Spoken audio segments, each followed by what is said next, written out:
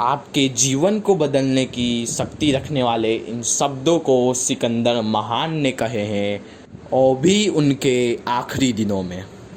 सिकंदर महान, जैसा कि हम सब जानते हैं, इतिहास का इकलौता ऐसा मनुष्य जिसे विश्व विजेता के तौर पे याद किया जाता है।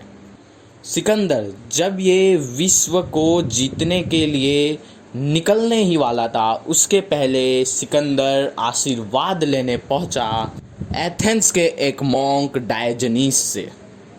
डायोजनीस यह एक कैनल में रहता था। जब सिकंदर डायोजनीस के पास पहुंचा, डायोजनीस ने सिकंदर से पूछा, कौन हो तुम? सिकंदर ने उत्तर देते हुए कहा कि मैं सिकंदर महान हूँ। तब डायोजनीस ने कहा कि तुम स्वयं अपने मुंह से कह रहे हो कि महान हो, इसका मतलब कि तुम महान नहीं हो। डायोजनीस ने पूछा, क्या चाहिए तुमको? तब सिकंदर ने कहा कि मैं विश्व पे कब्जा करना चाहता हूँ, इस पूरे दुनिया पे कब्जा करना चाहता हूँ।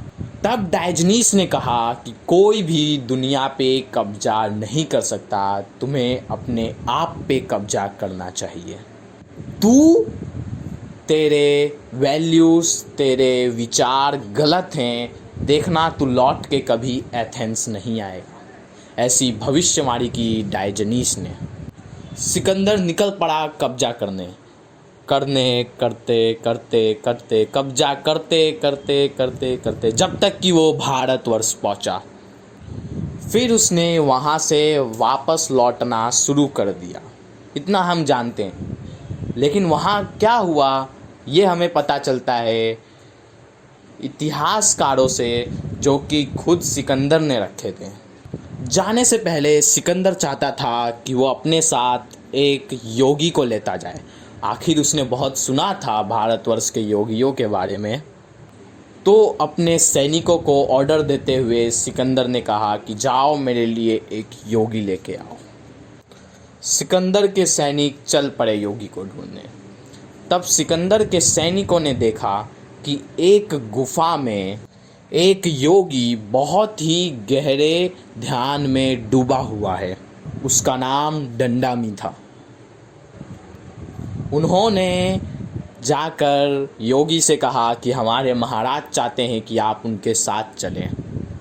योगी ने साफ स्वर में जवाब दिया कि मैं नहीं जाऊंगा। तब सैनिकों ने कहा कि चलिए, वो आपको बदले में बहुत कुछ देंगे, हीरे जवाहरात, सोने चांदी। योगी ने कहा कि मेरे लिए तो ये सब भी एक समान पत्थर के समान है। योगी ने कहा कि मेरे लिए तो ये सब भी एक समान पत्थर के समान है, मैं नहीं जाऊंगा। तब सैनिकों ने जाके ये सारी बात सिकंदर को बताई। सिकंदर क्रोधित हो गया और स्वयं ही योगी के पास चला आया। उसने योगी को कहा कि तुम मेरे साथ चलो। योगी ने फिर एकदम साफ स्वर में कहा कि मैं नहीं जाऊंगा। तब सिकंदर और क्रोधित हो गया। सिकंदर ने कहा, तू जानता है कौन हूं मैं? अगर मैं एक बार गो कह दूं तो तू और ये तेरे झोपड़े का नामो निशान मिट जाएगा। तू बता कि तू कौन है? तब दंडामी ने कहा कि हाँ, मैं जानता हूँ कौन हो तुम मेरे नौकर के भी नौकर हो। सिकंदर चौंक गया और उसने कहा, तुझे पता भी है मैं एक सम्राट हूँ और तू मुझे एक नौकर का भी नौकर, अपने नौकर का भी नौकर कहता है। दंडामी ने कहा कि क्रोध मेरा नौकर है और मैं तुम्हें मना कर रहा हूँ, इसलिए तुम बार बार क्रोधित हो जा रहे हो, इसलिए तुम क्रोध के नौकर हो। इस हिसाब से तुम मेरे नौकर के भी नौकर हुए। सिकंदर असफल रहा दंडामी को अपने साथ ले जाने में। बट एक और योगी जिसका नाम था कालेनोस, वो तैयार हो गया सिकंदर के साथ चलने के लिए। लेकिन रास्ते में ही एक जगह कालेनोस ने आत्महत्या कर ली। पर ज़रूर उसने कुछ ना कुछ दिमाग दे दिया ही होगा सिकंदर को। कि सिकंदर ने मरने से पहले अपने विल में यानी कि क्या चाहता है वो उसमें उसने लिख के गया कि मैं जब मरूं मेरे कब्र में जब मुझे दफनाना तो मेरे दोनों हाथ बाहर रखना, कि लोगों को पता चल सके सिकंदर महान,